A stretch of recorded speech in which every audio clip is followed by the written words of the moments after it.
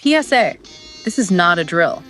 Oh boy, here we go. Everybody relax, but do not, I repeat, do not look at the calendar unless you are currently sitting down in a sturdy chair. You need to be seated for this. Because somebody just knocked the Giants' offseason file cabinet over in the front office. Papers are flying absolutely everywhere. And the headline on the floor says free agency is 1 week away. One single week. 1 week. And you already know what time it is. Yeah. We are pouring tea like we were running a 24-hour diner inside MetLife Stadium right now. The griddle is hot. It is. And let me tell you, today's tea is spicy. Yeah. It is, it's like accidentally ate the hot wings with no napkin spicy. That is exactly the kind of heat we are dealing with today. Welcome back to the Big Blue Tea. Yes. If you are new here, you need to know that our philosophy is very simple. We look at the data, we look at the rumors, and we sip responsibly. But we speculate recklessly. Extremely recklessly, because that is what the offseason is for, especially when you are a New York Giants fan. It is the only way to survive the offseason, honestly. Exactly. Especially today, because we are looking at a roster that is about to go through the absolute blender. It is stress season, folks. Major stress. We have 3 key free agents that we basically have to decide on right now or we lose them forever. We have a controversial potential roster cut that would completely change the entire middle of our defense. And do not forget the trade market. We have a linebacker trade rumor that is starting to get very loud. So loud. And a running back shopping list that is so long, it seriously needs its own zip code. We are talking the draft, we are talking vets, we are talking trades. It is a full menu for you guys today. A massive menu. So grab your cup. Let's get into the first segment, the heartbreak of free agency. Yeah, we have to start with the guys who are technically in the building right now. You know, wearing the blue, but might have one foot out the door. We are looking at the secondary first. Cordale Flott. Flott, man. The young plus pricey problem. It is brutal. This is the classic Giants dilemma, isn't it? Like, we drafted him, we developed him. He just had his absolute best year. He really did. He is finally looking like the guy we thought he could be when we picked him. And normally, that is the exact success story you want. You draft, you develop, you extend. That is how championship teams are built from the ground up. Right. But we have to look at the numbers. And the numbers in our data dossier today are ugly. I am looking at the re-sign likelihood meter right now. And for Cordale Flott, it is sitting at a very uncomfortable 45 out of 100. 45. That is failing a test. It really is. That is not even close to passing. That's barely showing up to class. It is incredibly low for a starter coming off a career year. And you have to ask why. Why would we let a homegrown corner walk? Well, look at the cap reality chart in the research. Specifically, look at the bar labeled corner market demand. Oh, wow. I see it. It is maxed out. Yeah. It is at a massive 95 out of 100. That is the core problem right there. The league is starving for cornerbacks. It is a passing league, and there just aren't enough guys who can cover elite receivers. The streets are talking. They are yellow. And by the streets, I mean other teams with way more cap space than us and absolutely zero shame. They are ready to throw a bag at this man. It is a massive bag alert for sure, and that is the nightmare for a New York Giants fan, right? We watch him leave for a penthouse view because some other team is ready to pay him like a true CB1. Exactly. And we are just sitting here trying to be responsible with the cap. It feels like an off-season heartbreak waiting to happen. Honestly, look at the numbers. Flott is gone. The Giants could be priced out. You raise them up, you coach them up, and then they fly away to a team with a bigger wallet. It really does feel like that. It hurts. It is the penalty for drafting well, but not having the cap flexibility to reward it. The market is just too hot. And honestly, looking at this data, I think you are right. We need to prepare ourselves for him being gone. Yeah. The demand is just way too high compared to what we can offer. That is a bitter pill to swallow. But sadly, the news does not get much better when we look at the offensive side of the ball. Let's talk about Wan'Dale Robinson. Oh, man. Wan'Dale. This one hurts my soul a little bit. I know. Because he is the juice, right? Mm-hmm. He is the guy who actually moves the chains. When the offense is stagnant, when everything breaks down, he is the spark plug. He definitely is. Yeah. He offers that quick separation we desperately need over the middle. He is the ultimate safety valve for the quarterback. Yeah. But if you look at that same re-sign likelihood meter, Don't tell me it's worse. Wan'Dale is even lower than Flott. Oh, wait. He is sitting at a 35 out of 100. 35. That is basically start packing your bags territory. Pretty much. That is heartbreaking. Why are we so pessimistic here? Is it performance? No, the performance is definitely there. It comes down to the slot WR market pricing metric, on our cap reality chart. It is sitting at an 88 out of 100. 88, wow. The market for slot receivers has completely exploded. Everyone wants that shifty guy inside who can turn a 3-yard catch into a critical first down. Games are paying WR1 money for slot guys now. Okay, so the price is high, but we have some money, right? Like, we aren't completely broke. Well, look at the Giants' budget flex metric on that same chart. Let me guess, it is not an 88. It is 35. Ouch. Yeah. So Wan'Dale is a full-course steak dinner, and we are walking into the restaurant with a pocket full of expired coupons and a prayer. That is exactly what it is. Yeah. He might be priced like a premium asset, and the Giants are shopping on a strict budget. Listen, Wan'Dale is gone. The Giants could be priced out. It really looks that way. And it brings up a philosophical question for the front office that you listeners really need to consider. Do you pay premium money for a slot receiver? Or do you take that money and spread it around the roster like peanut butter to fix all the other gaping holes? I mean, I love peanut butter, but I also really love third down conversions. Right. And Wan'Dale is third down conversions. If he walks, who is getting open quickly? It is a scary thought. The data is practically screaming that he is priced out. But, okay, before we spiral into total depression and I have to literally lie down on the floor of the studio. Please don't do that. Is there any good news on this re-sign likelihood meter? Tell me we aren't losing everybody. There is one bright spot, a very big bright spot, actually. Jermaine Eluemunor. The protector. Okay, talk to me. What are his numbers? He is the major outlier here. The meter has him at an 85 out of 100. High likelihood of returning. Thank goodness. Because listen, we are entering the Jackson Dart era at quarterback. You cannot, I repeat, cannot put a young quarterback out there without protection. You absolutely cannot. You have to protect him like he is the last slice of pizza at a frat party. You stand in front of him and you fight people off. Exactly. And the big buzzword here is mutual interest. That is the key phrase we found all over the reports in the dossier. Love to hear that. It means the money just needs to match the vibe. There are no hidden fees, no drama. He wants to be here, and the Giants desperately want him here. His run blocking isn't perfect, sure, but his pass protection is solid. And that's what matters. Right. When you have a young QB like Dart, pass protection is the only thing that matters. You absolutely must secure the edges. So Eluemunor is likely safe. That stabilizes the line a bit. But Flott and Wan'Dale, we might need to prepare our goodbyes. That is tough. But partner, it gets tougher. Because we have to talk about the Cut Watch segment. Yeah. This is the part of the business that makes you cringe as a fan. We have to talk about Bobby Okereke. Bobby O, the leader in the middle. I know. The man with the green dot on his helmet calling the plays. Why is his name even coming up? He is a captain. It's his pure math. Cold, hard calculus by the front office. We looked at the Cut Watch impact chart.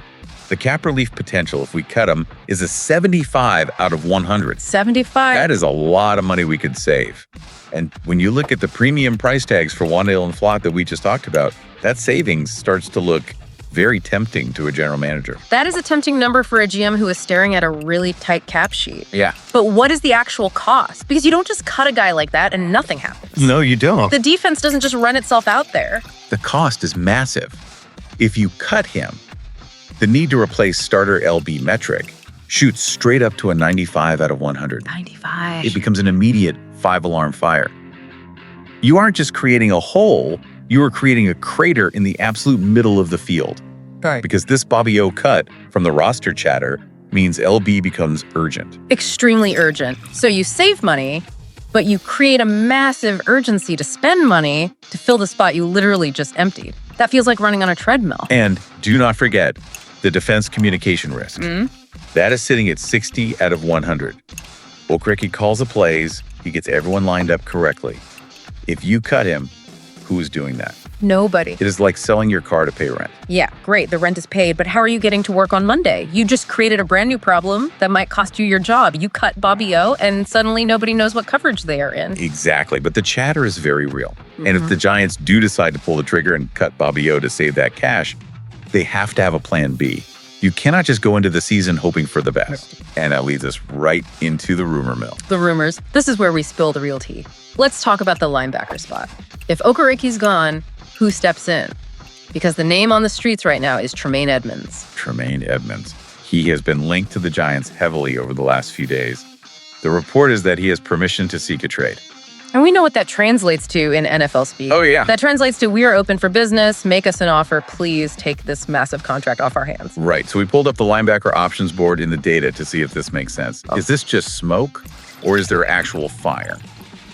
And when you look at trading for Edmunds, the plausibility and fit score is a solid 70 out of 100. A 70? That is pretty high. Edmunds' trade rumor linked to Giants. How does that 70 compare to just going out and signing someone in free agency? Free agency is slightly lower, sitting at a 65. And drafting a linebacker early, that is way down at a 55. So the trade is actually the most logical path, according to the front office data. That is super interesting. Why is the draft score so low? Because linebacker is an incredibly hard position to learn at the pro level. If you draft a rookie to replace Bobby Okereke, you are asking a 21-year-old kid to run an NFL defense on day one. Right. That is a total recipe for disaster. Edmunds is a proven veteran. He knows the game. He can step in and wear that green dot immediately without missing a beat. It really feels like off-season dating, doesn't it? It does. The Giants are just swiping through linebackers on their phone. Hey, Tremaine, you up? Depends. How much do you cost? Exactly. And can you tackle an open space? Yeah. But seriously, if Okereke is cut, that Edmunds rumor goes from a whisper to a shout real quick. We need to keep a very close eye on that. It connects the dots perfectly. It does. If Bobby O is out, Edmunds is the guy. But okay, let's pivot to the fun part of the deep dive. The part where we get to dream a little bit as fans. The running back shopping spree. Yes. It feels like the Giants walked into the running back aisle at the grocery store and just swept their arm across the entire shelf. We will take one of everything. It really does. We have draft buzz, we have veteran rumors, we have trade targets. Let's break it down, starting with the draft, because this is where the fans get the most heated online. Okay, pick number 5. We have to address the elephant in the room. There is serious buzz about drafting Jeremiah Love. There is. People are so excited about his talent. He is electric. He breaks ankles on the regular. I get it. He is flashy. He is highlight reel. But taking a running back at pick 5, that is like buying a PS5 when you don't even own a TV. It is a massive luxury purchase, for sure. It is exciting. I want to play the PS5. But do we have the basics covered? Do we have an offensive line? Do we have a secondary? Right. I worry we are skipping vital steps if we do that. We need a TV first. You cannot play the game if you do not have a screen. The data actually backs you up on that skepticism completely. The draft RB path has a decent appeal score at 70 simply because the player is that good, but the opportunity cost is way too high. You miss out on a franchise tackle or a shutdown corner. And at pick 5, you need a cornerstone, not just a ball carrier. Exactly. Now, what about the veterans? We keep hearing these big names floating around. Breece Hall, Kenneth Walker, Travis Etienne. Big names. Massive fantasy football stars. People hear those names and get immediately excited because they know them from their fantasy leagues. They are huge names. But look at the RB acquisition path chart. The bar for pay vet, RB big, has an appeal score of only 40 out of 100. That is the lowest score on the entire board, a 40. Why are we so down on paying a vet? These guys are proven commodities. It is the tread on the tires. These guys have been hit a lot in this league, and they want massive multi-year contracts. You do not want to set your salary cap on fire like a camp stove just to get a guy who might slow down in 2 years anyway. That makes sense. It is bad business. You pay for future production, not past performance. Like a camp stove. I love that imagery. We are just burning money for warmth while the rest of the house is freezing. Okay, so if the draft is risky at 5 because of value and the vets are way too expensive, what is the solution? What is the super dope deal we teased in the intro? This is where it gets really good. The third option on the chart, trade RB, specifically David Montgomery. David Montgomery. Now we are talking the Lion, the absolute bruiser. What is the appeal score there? It is the highest on the board. It's 78 out of 100. A 78. Okay, so the computer loves it. The fans seem to love it. But can we actually afford it? Because if we trade for him, we have to give something up. What is the actual cost breakdown? We have a specific chart for this called David Montgomery trade value. And this is where your jaw is going to hit the floor. Hit me with it. I am ready. If the price is a 6th or 7th round pick, the deal appetite score is a 95 out of 100. A 95 for a 6th round pick? Are you kidding me? If that is the price, I am faxing the offer right now. I'm not even using email. Go do it. I am sending a carrier pigeon. I am driving to Detroit myself to pick him up. It is an absolute no-brainer at that price. Even if the price is a 5th-round pick, the appetite is still a very solid 70. Still really solid. You do that for a proven starter who can grind out tough yards in the fourth quarter. But you do have to be careful. If the price goes up to a 4th-rounder or higher, the appetite drops off an absolute cliff to 35. Okay, so the sweet spot is clearly day 3. A late-round pick for a guy who runs like he's angry at the ground. Getting Montgomery for a day 3 pick is a super dope deal. You do that deal 10 times out of 10. And think about the fit for this roster. We are trying to build an identity right now, right? A smash-mouth, physical team to support Jackson Dart. Imagine a rotation of David Montgomery. Yes, please. Cam Skaterboot. The Scatback. And Tyrone Tracy. Oh, man. That is a run-through-your-face rotation right there. You have Montgomery completely softening them up in the first half. Skatibo coming in, being a chaotic bowling ball. Yeah. Tracy hitting them with the outside speed. That's perfect. And then Jackson Dart sneaking in for short yardage like he is stealing cookies at midnight. It takes so much pressure off the young quarterback. You aren't asking the rookie to win the game with his arm. You're asking him to manage the game while the running backs just beat up the opposing defense. And for a day 3 pick, it is by far the most logical move on the board. It is low risk, incredibly high reward. It really is. It creates a physical identity instantly. So let's take a breath, step back, and look at the whole tea tray here. We have covered a lot of ground today, and my blood pressure is fluctuating wildly. We really have. Let's recap for the fans taking notes at home. First, Cordale Flott and Wan'Dale Robinson. Prepare your hearts, folks. The data says they are likely priced out. We might be losing some serious homegrown talent because the market is just too hot right now. That is the sad, brutal reality of the salary cap. Second, Jermaine Eluemunor. The one true bright spot. He is highly likely coming back to protect our young QB.